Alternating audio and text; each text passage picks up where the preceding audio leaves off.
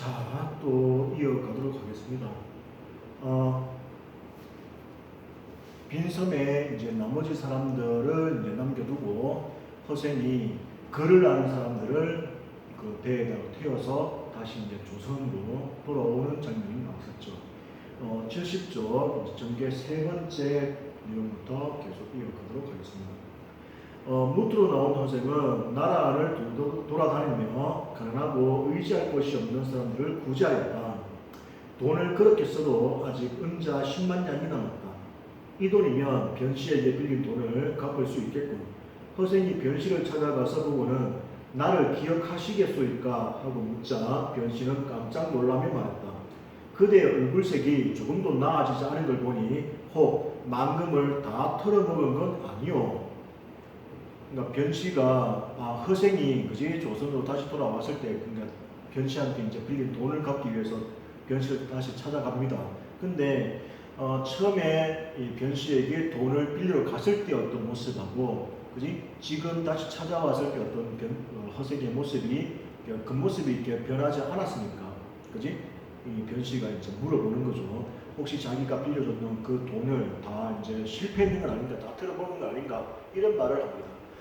여기서 보면은 이 변씨의 태도가 처음에 이 허생한테 그지 돈을 빌려줬을 때 모습하고 지금의 어떤 변씨의 모습이 조금 태도가 이렇게 차이가 난다는 것을 이제 우리가 알 수가 있죠, 그지?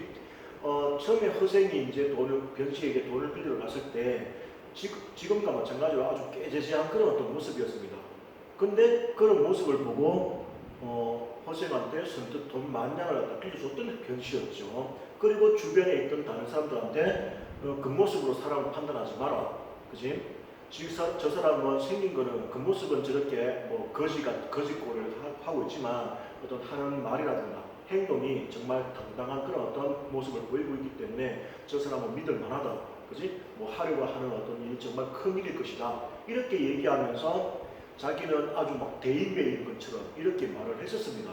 그런데 지금 자기에게 다시 돌아온 이 허생의 모습을 보고 혹시 돈을 다 날려버려 먹은 것은 아닌가, 다 털어먹은 것은 아닌가 이렇게 지금 오해를 하고 있죠. 그지? 자, 여기에서 이 변씨가 그러니까 장사꾼으로서 가진 어떤 한계가 드러난다 이렇게 볼 수 있습니다. 아무리 사람을 보는 이 허생의 어떤 사람 댐댐이를 보면서 그지 이 돈 만냥이라고 하는 어떤 큰 돈을 이렇게 선뜻 빌려주는 그런 배포 있는 어떤 모습을 보이긴 했지만 여전히 그래도 변씨는 장사꾼일 뿐이다 하는 그런 한계를 보여주는 대목이라고 할 수 있겠죠. 그러니까 허생이 웃으며 말했다. 재물을 가지고 그러니까 돈을 가지고 얼굴이 번들어해지는 일이야 당신 같은 장사치들의 일일 뿐이요. 그러니까 돈이 많으면 얼굴의 혈색도 좋아지고 입고 있는 옷도 이렇게 번지르한 그런 어떤 옷을 입고 그지 뭔가 있는 것처럼 이렇게 부티나게 이렇게 보이는 것은 장사치들만 그런 것이다. 우리 같은 그지 이런 선비들은 그런 어떤 돈이 많고 적음 이런 거에 따라 가지고 겉모습이 이렇게 달라지고 그런 것이 아니다. 그러니까 근본적으로 선비계층, 그러니까 양반인 우리와 그지 장사를 하는 너희들은 변씨 같은 너희들은 완전 레벨이 다른 어떤 종족이다 이렇게 지금 생각을 하는 거죠. 그래서 허생은 근본적으로 지금 장사치인 변씨보다 자신이 훨씬 더 우위에 있다는 그런 어떤 계급의식을 지금 갖고 있는 겁니다. 만금이란 돈이 어찌 사람의 돈을 살찌우게 하겠소, 그지? 그러니까 돈이라고 하는 것, 재물이라고 하는 것은 사람의 어떤 육신을 이렇게 배부르게 만들 수는 있더라도 사람의 어떤 정신적인 것, 도를 살찌울 수는 없다. 그럼 도를 이렇게 살찌울 수 있는 것은 유일하게 학문, 그지? 공부하는 것, 그러니까 선비 이런 사람들은 도를 살찌우는 사람들이고 장사는 돈을 가지고 장사하는 너희들 장사꾼들은 이 육신을 갖다가 배불리는 사람들이다. 이렇게 지금 생각을 하고 있는 거죠. 이에 은 10만 냥을 변씨에게 주며 내가 순간의 굶주림을 참지 못하여 책 읽기를 마저 끝내지 못하고 그대에게 만금을 빌렸던 것이 부끄럽소이다 하니 변씨는 깜짝 놀라서 일어나 절을 하고 10만 냥을 다 받을 수 없다고 생각하며 10분의 1만 이자로 쳐서 받겠다고 하였다. 자, 이 부분도 마찬가지죠. 허생에게 돈 만냥을 그지 아무 뭐 신용증도 없이 뭐 이름도 묻지 않고 그렇게 선뜻 빌려줬던 변씨가 이제 와서 그지 10분의 1의 이자를 갖다가 따져가지고 받겠다 이렇게 얘기하는 거예요. 이것도 역시 장사꾼으로서의 어떤 변씨의 한계를 보여주고 있는 모습입니다. 이건 뭐 작가의 어떤 의도라고 할 수 있겠죠, 그지? 당시 어떤 조선 사회가 뭐 산업공산의 그런 어떤 신분 질서가 이렇게 많이 혼란이 일어나고 막 그렇다 할지라도, 그지? 그래도 여전히 선비는 선비고, 그지? 장사꾼은 장사꾼이다 하는 이 연암 박지연 작가의 그런 어떤 계급 의식 이걸 보여주고 있지 않나라고 생각합니다. 그러니까 학생이 버럭 화를 내면서 당신은 어째서 나를 장사꾼으로 취급하려는 것이오. 자, 이 말도 뭔가 좀 앞뒤가 안 맞죠. 그지? 학생이 당장에 어떤 굶주림을 참지 못해가지고 아내가 막 구박을 하고 하니까 변씨에게 가서 돈을 만냥 빌립니다. 결국에는 자기도 지금 장사를 했는 입장이잖아요. 그지? 돈을 가지고 지금 장사를 했는 입장인데 이 같은 장사꾼인 변씨를 갖다가 지금 무시를 하고 지금 깔보고 있는 그런 어떤 태도를 보이고 있잖아. 자기가 먹고 살기 위해서, 그러니까 백성들을 배불리 먹이고 풍족하게 만들기 위해서 결국에 이 허생이 사용하는 어떤 방식 자체도 장사야. 그지? 장사를 통해서 돈을 얻어서 그 돈 가지고 이 도둑들을 데리고 빈섬에 가서 이제 먹고 사는 문제를 갖다 해결을 했으면서 자기는 장사꾼이 아니다 이렇게 얘기하니까 이 허생의 말도 약간 좀 모순적이죠. 그래서 하고는 옷자락을 부리치고는 휙 가버렸다. 변씨가 몰래 그의 뒤를 밟아서 쫓아가니 허생이 남산 아래로 향하더니 작은 오두막집으로 들어가는 것이 멀리 보였다. 한 늙은 할미가 우물가에서 빨래를 하고 있기에 변씨가 물어보았다. 저기 보이는 오두막이 누구의 집이요? 허생은 얘기랍니다. 가난한 형편에 글 읽기를 좋아했는데 어느 날 아침 훌쩍 집을 나가더니 돌아오지 않은 지 벌써 5년이나 됩니다. 그러니까 허생이 지금 집을 나와서 변씨에게 만냥을 빌려서 그 만냥을 가지고 과일 장사를 하고 그 다음에 제주도에 가서 말총 장사를 하고 그래서 얻었는 돈을 가지고 도둑들을 설득해서 빈섬에 가서 그 사람들이 먹고 살 수 있을 정도로 이렇게 만들고 일본 장기도에 가서 해외 무역도 하고 그리고 다시 조선으로 돌아와서 변씨에게 돈을 갚고 그지 있는 그 기간 그 시간이 5년이 약한 세월이 흘렀다는 말입니다. 부인이 혼자 집에 있으면서 허생원이 집 나간 날짜에 제사를 지낸답니다. 그치? 그 5년 동안 한 번도 이제 허생이 집으로 돌아가지 않고 집을 찾지 않았다는 거야. 그러니까 집에 기다리고 있던 아내는 남편이 5년 동안이나 이제 돌아오지 않으니까 어디 가서 이제 남편이 죽었다고 생각하고 그때부터 이제 제사를 지냈다 이런 얘기입니다. 자, 허생이 집을 나가서 가출을 하고 5년 동안의 이 허생의 집에서는 어떤 일이 있었는지는 지금 아무도 모르죠. 그지? 그 이야기를 5년 동안에 있었던 어떤 일들을 지금 이 늙은 할머니가 변씨에게 이제 들려주고 있는 겁니다. 그러면 이 늙은 할머니는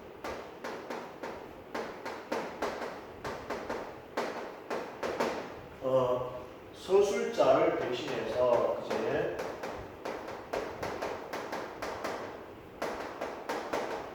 서술자를 대신해서 과거에 일어났던 어떤 사건을 요약적으로 전달해주는 역할을 하는 인물이다라는 것을 알 수 있고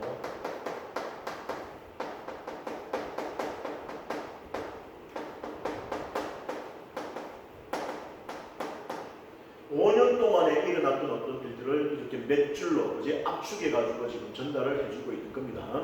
자, 그래서 변씨는 그제야 그의 성씨가 허씨라는 것을 알고 탄식하며 돌아갔다. 이튿날 변씨는 허생에게 받은 은자를 모두 가지고 가서 그에게 돌려주었다. 허생은 사양하였다. 내가 부자가 되려고 했다면 100만금을 버리고 이까지 10만금을 취하려고 하겠소. 내가 지금부터는 그대의 도움을 받아가며 살아갈 테니 그대가 나를 자주 들여다보고 먹는 입을 따져서 양식을 보내주고 몸을 헤아려 옷감이나 보내주구려. 한평생 그렇게 살아간다면 충분할 것이니 어찌 재물로 정신을 괴롭히고 싶겠소이까. 그러니까 자기한테는 많은 어떤 재산이 재물이 필요 없다. 그냥 뭐 먹고 살고 입고 그지 할 수 있는 가장 기본적인 것만 이제 좀 찾아와서 그럴 때 뭐 음식이 떨어지거나 그지 옷이 전부 다 떨어지고 할 때 그때만 이제 찾아와서 조금씩 이렇게 도와달라 이렇게 얘기를 하죠. 변씨가 백방으로 그러니까 여러 차례 허생을 달래보았지만 끝내 어찌할 수가 없었다. 변씨는 그때부터 허생의 양식과 옷가지가 떨어질 만한 때를 헤아렸다가 자신이 직접 찾아가서 가져다 주었다. 그러면 허생도 흔연히 기쁘게 받아들였고 만약 조금이라도 많이 가져오면 언짢아하면서 그대는 어째서 내게 재앙을 안겨주려는 것이요. 재앙, 돈, 재물, 그지? 그러니까 허생은 물질적인 것, 그지? 어떤 재물을 멀리했다는 것을 알 수 있고 어떤 정신적인 것, 덕을 중요시 여겼다 하는 것을 알 수가 있겠지.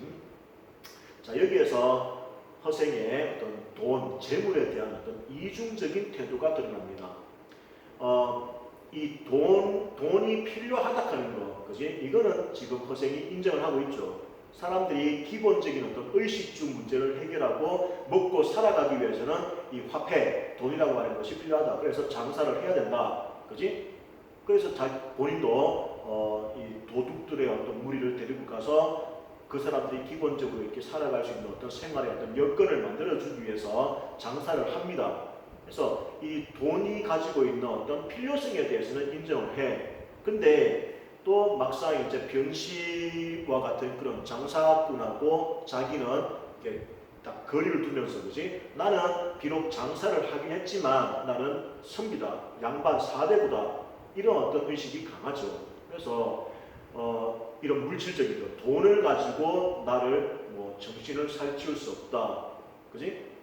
그래서 나는 어떤 정신적인 것을 더 우위에 두고 그걸 더 중요하게 생각한다는 이런 재물에 대한 어떤 이중적인 태도를 보이고 있습니다.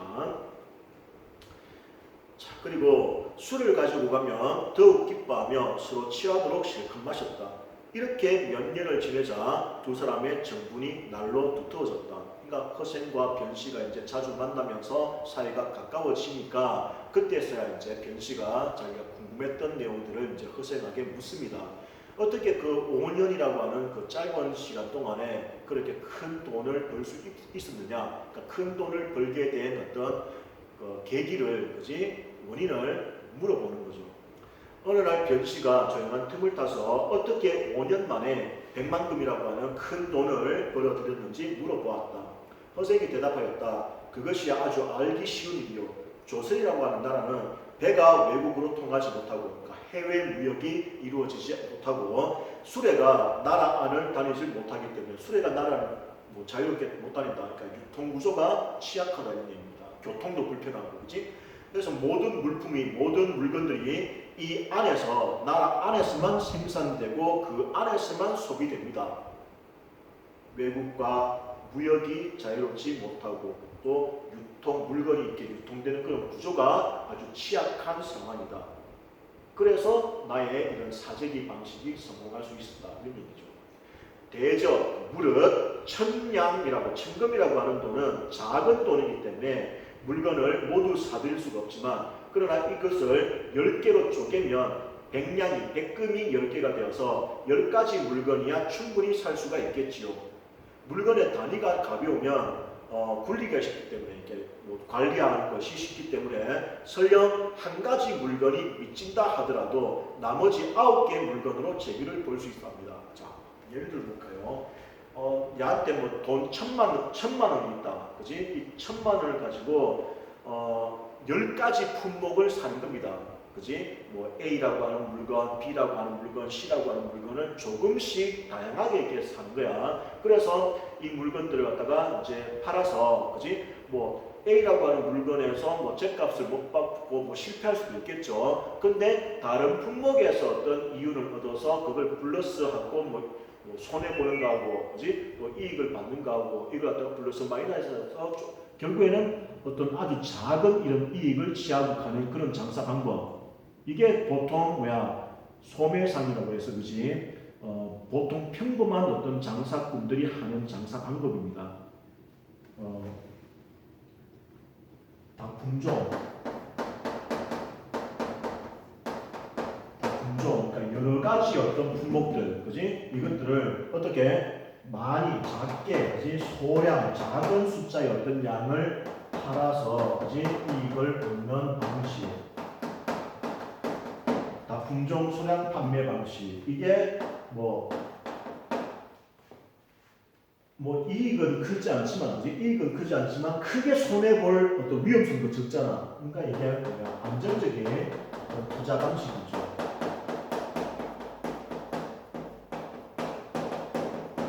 이게 보통 어떤 장사꾼들의 방식입니다. 그지?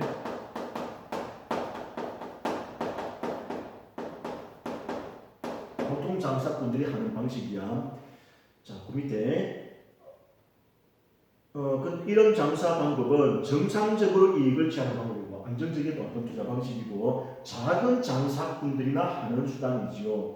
되겠습니까? 자, 그러나 천만 원에, 그지? 10배 만금이랑, 그지? 또는 물건을 모조리 사지할 수가 있으니 수레에 실려 있는 수레 전체를, 그 다음에 배에 있는 것을 배 전부를, 또 항고에 있는 것은 골 전부를 마치 촘촘한 그물로 모두 훑어내는 것처럼 싹쓸이 할 수 있죠. 그러니까 한 가지 품목을 다 모조리 다 사들 수가 있다 이 말이야. 그래서 육지에서, 무태에서 생산되는 만 가지 물건 중에서 한 가지를 몰래 슬쩍 사재기하고, 또 바다에서 나는 만 가지 어족 중에서 한 가지를 슬며시 사재기하고, 약재들 중에서, 약재 만 가지 중에서 하나를 몰래 독점하면 그 한 가지 물건이 남몰래 이렇게 잠겨 있는 동안에, 그러니까 한 사람에게 이렇게 딱 묶여 있는 동안에 모든 장사치의 물건이 말라버리게 되지요. 이해되겠습니까? 무슨 말인지. 자, 이런 사재기 방법은 인민을, 그러니까 백성들을 해치는 길이 될 것이니 후세의 당국자들이, 그러니까 정치를 하는 사람들이 만약 내가 써먹었던 이런 사재기를 한다면 반드시 나라를 병들게 하고 말 것이요. 그렇겠죠. 돈이 많은 사람이, 그지?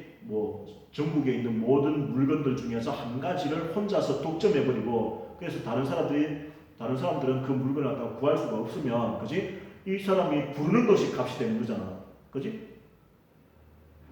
그런 방법을 이제 사용하는 것은 결국에는 돈 없고 가난한 이런 어떤 백성들을 훨씬 더 계속 더 힘들게 만드는 그런 어떤 문제를 초래할 수가 있다 이런 얘기입니다. 그래서 허생은 자기가 사용했는 이런 어떤 사재기 방식,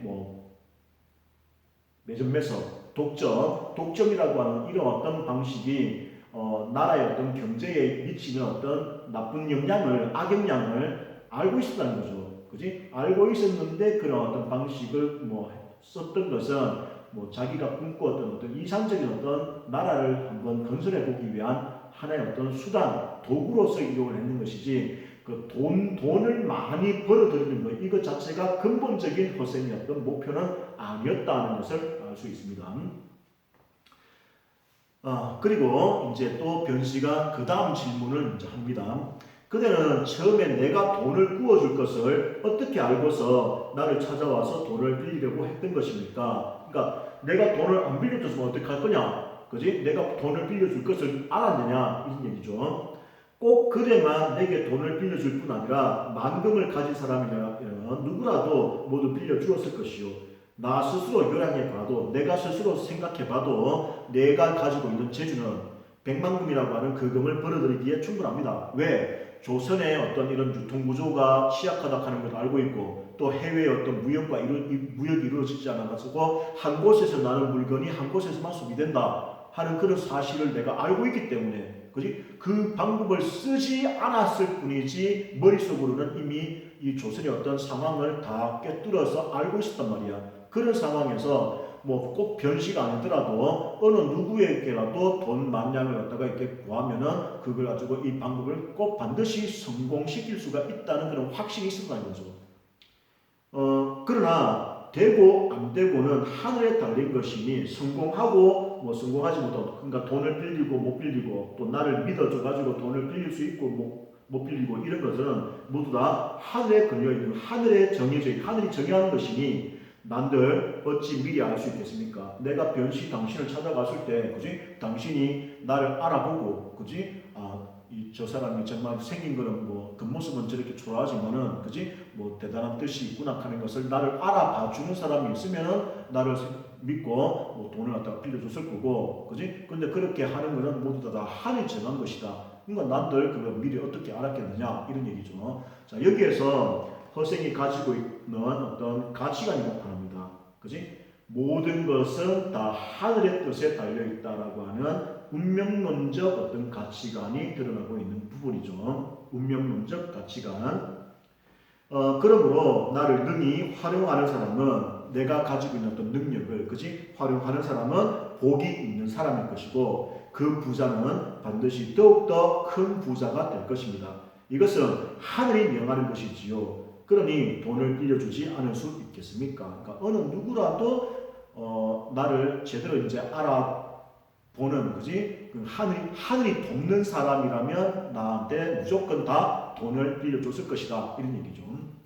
만금을 얻고 나서는 그 사람의 복에 의지해서 장사를 했기 때문에 하는 일마다 성공을 했던 겁니다. 만약 내가 내 돈을 가지고 사사롭게 조금이라도 돈을 갖다가 내가 더 많은 돈을 갖다가 얻기 위해서, 그지? 개인적인 어떤 욕심으로 내가 어떤 일을 했다면, 그지? 그 승패는 역시 알 수 없었겠지요. 자, 이렇게 두 번째 질문이 끝났습니다. 그 다음에 변씨가 이제 세 번째 어떤 내용 질문으로 넘어가죠. 시방, 지금 4대 부들이 남한산성에서 오랑캐에게 당했던 치욕을 씻어내려고 하니 지금이야말로 뜻있는 선비들이 팔을 걷어붙이고 지혜를 떨쳐볼 때입니다. 자, 이 작품이 쓰여진 어떤 시대적 배경이 효종 때라고 했었죠. 그지? 효종은 남한산성에서 그 청나라 황제에게 굴욕적으로 항복을 했던, 그지? 뭐 항복 선언을 했던 그 인조임금의 둘째 아들입니다. 그지? 그래서 자기 아버지가 그 청나라에게 당했던 어떤 치욕을 이제 그 효종은 알고 있었죠. 그래서 자기가 이제 왕위에 오르자마자 청청에 대한 어떤 복수를 이렇게 다짐을 합니다. 그지? 그래서 국벌을 갖다가 이제 막 추진했던 그런 어떤 왕이었죠. 그래서 오랑캐한테 남한산성에서 이렇게 청나라에게 당했던 그 치욕을 되갚으려고 지금 나라에서 그 임금님을 비롯해서 그 밑에 어떤 사람들이 국벌을 이제 주장하는 사람들이 이제 그런 것을 이제 도모하고 있었다, 계획하고 있다 이 말입니다. 자, 그러고 있는데 지금이야말로 이렇게 뜻있는 선비들이 팔을 걷어붙이고 나라를 위해서, 그지? 이런 어떤 지식이라든가 지혜를, 그지? 이렇게 나라의 힘을 보태야 되지 않느냐 이 말이죠. 그래서 당신은 그런 재주를 가지고 어찌 이렇게 어둠에 파묻혀서 일생을 마치려고 합니까? 그러니까 선생님, 자고로 그러니까 옛날부터 어둠에 파묻혔던 분들이 어디 한두 분이었어. 졸수제 조성기 같은 분은 적국에다가 사신으로 보낼 만한 인물이었건만 평생 아무 벼슬도 하지 못하고 배잔방이로, 그러니까 뭐 뒷방 늙은이 같이, 그지? 그냥 시골에 있는 평범한 어떤 남자 사람처럼, 그지? 그러니까 배잔방이를 걸친 채 늙어 죽었고, 그러니까 평범한 삶을 살다가 그냥 죽어버렸고, 그 다음에 반개 유영원 같은 분은 군량민을 조달할 수 있는 능력이 있었지만 바다 한 기퉁이에서 일생을 배회하였습니다. 그래서 뭐 졸수제 조성기라든가 반개 유영원 이런 어떤 사람들은 이 사람들이 가지고 있는 어떤 역량, 이 사람이 가지고 있는 어떤 능력에 비해서 나라에서 인정을 못 받았다는 이런 얘기죠. 그지? 분명히 이게 뭐 묻혀 있는 그런 뛰어난 어떤 능력을 가지고 있는 인재였는데 나라에서 임금부터 시작해서 나라에서 이 사람들의 어떤 능력을 알아봐주는 사람이 아무도 없어서 능력을 제대로 발휘하지 못한 채 그냥 제야에 묻혀가지고 여생을 보냈던 사람들이다 이런 얘기입니다. 그래서 허생은 이런 뭐 조성기라든가 유영원 같이 자기보다 훨씬 더 큰 능력을 가지고 있는 어떤 사람조차도, 그지? 당시에 등용되지 못하고 능력을 인정을 못 받았는데 하물며, 그지? 나 같은 사람을 누가 알아봐 주겠느냐 이런 얘기겠지.